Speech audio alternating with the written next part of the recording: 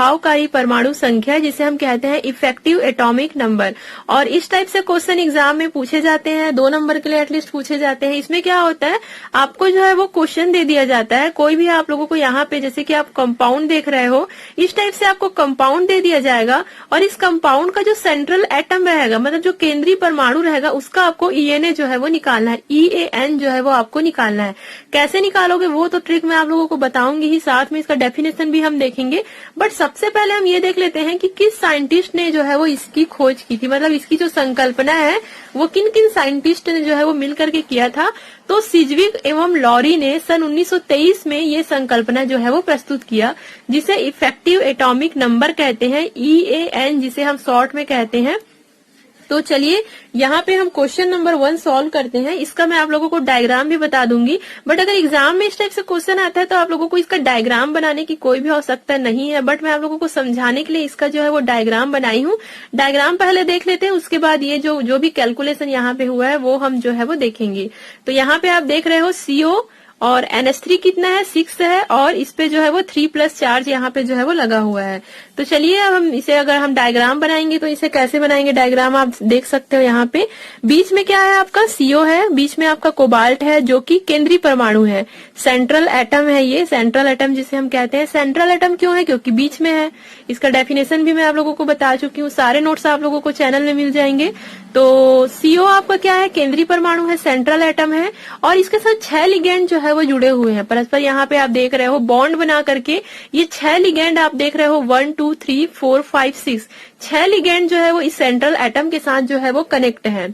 यहाँ पे 3+ हम लोगों ने लिखा हुआ है। तो क्या होता है ये EAN, यहाँ पे डेफिनेशन छोटा सा लिखी हूं मैं। केंद्रीय परमाणु पर प्रभावी इलेक्ट्रॉनों की कुल संख्या को EAN कहा जाता है। केंद्रीय परमाणु कौन सा है, आपका CO है, मतलब सेंट्रल एटम। प्रभावी इलेक्ट्रॉनों की कुल संख्या, EAN में हम जो है वो इलेक्ट्रॉनों की जो है वो संख्या ज्ञात करते हैं, मतलब इलेक्ट्रॉनों का जो भी कैलकुलेशन हम यहाँ पे करते हैं। तो चलिए हम देखते हैं। EAN का मतलब तो आप लोगों को समझ में आ गया कि इसमें हम जो है वो सेंट्रल एटम का इलेक्ट्रॉन जो है वो कैलकुलेट करते हैं। तो चलिए अगर इस टाइप से आपको कंपाउंड दे दिया जाए, आपको इसका EAN निकालना है तो क्या करना है, सबसे पहले हम जो है वो CO, क्योंकि सेंट्रल एटम आपको खोजना जरूरी है, तो सेंट्रल एटम आपको पता होना चाहिए कौन सा है। तो इसमें सेंट्रल एटम दिख भी रहा है, ये CO है। तो CO का एटॉमिक नंबर कितना होता है, इसका परमाणु क्रमांक कितना होता है। एक चीज और, अगर जब तक आप लोगों को एटम लोग का परमाणु क्रमांक नहीं पता होगा, एटॉमिक नंबर आप नहीं जानते होगे, तब तक आप EAN जो है वो नहीं निकाल सकते। तो जरूरी है कि आप लोगों को एटलीस्ट एटम का जो भी जितने भी एटम्स है उसका एटॉमिक नंबर जो है वो याद होना चाहिए। तो अगर हम CO का परमाणु क्रमांक देखें तो इसका CO का जो परमाणु क्रमांक होता है वो 27 होता है, 27। लेकिन यहाँ पे हम ये देखते हैं कि यहाँ पे CO3+ है, CO3+ यहाँ पे जो है वो चार्ज लगा हुआ है। तो इसका मतलब आप क्या समझते हो, 3+ है मतलब क्या है, यहाँ पे इलेक्ट्रॉनों की कमी है। इलेक्ट्रॉनों की जहाँ कमी होती है वहीं पे तो हम पॉजिटिव चार्ज लगाते हैं। तो 3+ है मतलब 3 इलेक्ट्रॉन की यहाँ पे कमी हो रही है। तो हम क्या करेंगे, इसका जो एटॉमिक नंबर है ना उसमें हम लोग 3 को जो है वो माइनस कर देंगे।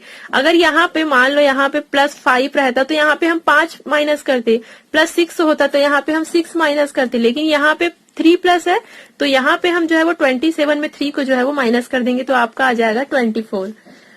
यहाँ तक क्लियर हुआ। अब यहाँ पे और भी है, NH3 भी है, 6 NH3 भी है जो कि CO के साथ बॉन्ड बना करके जुड़े हुए हैं। अब अगर लिगेंड सेंट्रल एटम के साथ बॉन्ड बनाए हुए हैं तो कितने इलेक्ट्रॉनों की साझेदारी एटलीस्ट करेंगे, 2 इलेक्ट्रॉनों की साझेदारी करके ही वो बॉन्ड बनाएंगे। सिंगल बॉन्ड आपका कैसे बनता है, 2 इलेक्ट्रॉन की आपस में परस्पर साझेदारी होती है, शेयरिंग होती है इलेक्ट्रॉनों की। तो यहाँ पे 2 इलेक्ट्रॉनों की शेयरिंग करके ये जो NH3 है वो CO के साथ जो है वो बॉन्ड बनाए हुए हैं। यहाँ पे टोटल कितने NH3 हैं, 6 NH3 यहाँ पे प्रेजेंट है, और 6 NH3 2 इलेक्ट्रॉन की साझेदारी करके बॉन्ड बनाए हुए हैं। तो 2 × 6 कर दीजिए, कितना हुआ आपका, अणुओं द्वारा कोबाल्ट को दिए गए इलेक्ट्रॉनों की संख्या 2 × 6, 2 × 6 इक्वल कितना हुआ, 12। अगर आप 24 और 12 को जोड़ोगे तो आपका 36 आंसर आ जाएगा। ये है आपका कोबाल्ट आयन का EAN, उसका आंसर जो है वो आपका 36 आएगा। क्लियर हुआ आप लोगों को। 2-3 एग्जाम्पल मैं आप लोगों को और बताती हूँ, जो भी कंफ्यूजन है आपको जो है वो दूर हो जाएगा। सबसे पहले आपको सेंट्रल एटम का एटॉमिक नंबर निकालना है, उसके बाद आपको चेक करना है कि उस सेंट्रल एटम में कोई चार्ज तो नहीं है। अगर पॉजिटिव चार्ज है तो आपको माइनस करना पड़ेगा। आप यहाँ पे माइनस कर दोगे, फिर जो भी आंसर आएगा उसके बाद जो भी और कुछ कुछ जो भी एटम है सबको आपको कैलकुलेट करते जाना है, काउंट करते जाना है, लास्ट में इसको सबको जोड़ देना है आपको।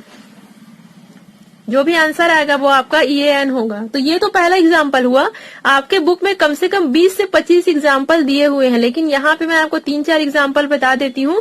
ये आप अगर समझ जाते हो तो आपके बुक में जितने भी एग्जाम्पल इससे रिलेटेड होंगे सारे आप जो है वो समझ जाओगे। तो चलिए एक दो अलग अलग टाइप के जो भी EAN कैसे निकालते हैं वो मैं आप लोगों को और बताती हूँ, ताकि आप लोगों के कोई भी कंफ्यूजन आपको जो है वो ना रहे।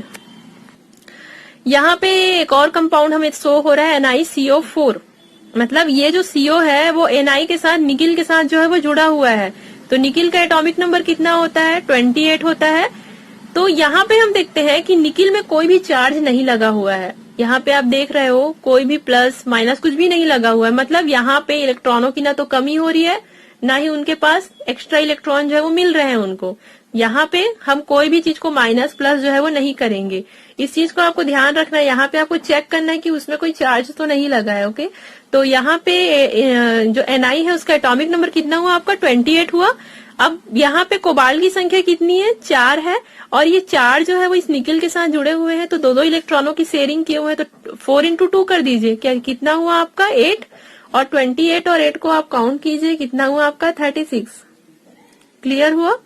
तो ये आपका EAN जो है वो इसका आंसर जो है वो 36 आएगा। तो मतलब आपको केवल कंपाउंड को देखकर ही जो है वो इसका कैलकुलेशन करना है, काफी इजी है। तीसरा नंबर हम देख लेते हैं। यहाँ पे आप देख रहे हो PTNS364+। तो यहाँ पे प्लेटिनम का एटॉमिक नंबर कितना होता है? 78 होता है। अब प्लेटिनम में क्या है? 4+ है, मतलब 4 इलेक्ट्रॉनों की कमी हो रही है। तो हम क्या करेंगे? 78 में 4 को माइनस कर देंगे। कितना आएगा आपका? 74 आया। अब क्या करेंगे? NH3 कितना है आपका? 6 NH3 है। यहाँ पे NH3 ब्रैकेट में देखिए 6 लिखा है। और एक NH3 कितने इलेक्ट्रॉनों की शेयरिंग किया हुआ है? 2। तो 2 into 6 कर दीजिए। 2 into 6 हाँ, कितना आया आपका? 12 आया। 12 + 74, ये 74 और 12 को आपको जोड़ देना है। आपका आंसर कितना है? 86। तो ये जो आपका कंपाउंड है उसका सेंट्रल एटम का जो EAN है वो 86 आएगा आंसर। क्लियर हुआ आप लोगों को? बहुत ही इजी है गाइस। आप लोग प्रैक्टिस कीजिए। देखिए जब तक इसे आप प्रैक्टिस नहीं करोगे तब तक नहीं बनेगा आपसे। तो 3 ही एग्जाम्पल को प्रैक्टिस नहीं करना है, कम से कम 10 से 15 कंपाउंड की आप लोगों को जो है वो प्रैक्टिस करना है, तभी आप जो है वो अच्छे से इसे कर पाओगे। तो आई होप यू गाइस आज का टॉपिक आप लोगों को क्लियर हो गया होगा। And thank you so much guys for watching this video.